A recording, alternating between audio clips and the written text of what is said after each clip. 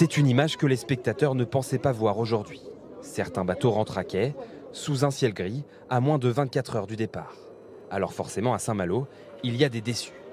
Ah bah c'est dommage. Puis, on a les enfants et tout ça, donc on voulait en profiter, mais après, qu'est-ce que vous voulez, on va pas pouvoir faire grand-chose de plus.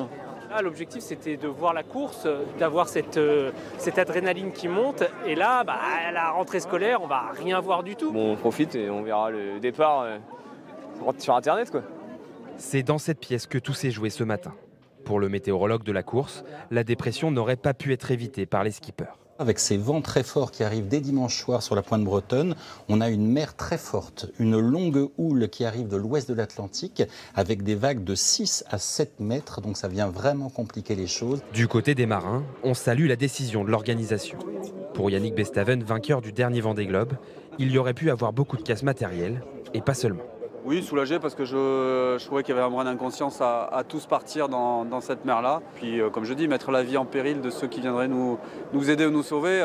Si on peut éviter le mauvais temps, et là on peut l'éviter à 2 jours du départ, autant le faire. Pour voir les 138 skippers prendre le large, beaucoup sont venus de loin, comme Anne et Chantal, qui tentent malgré tout de relativiser. On est venu exprès de Suisse pour voir cet événement et en fait, on va partir sans les avoir vus partir, quoi.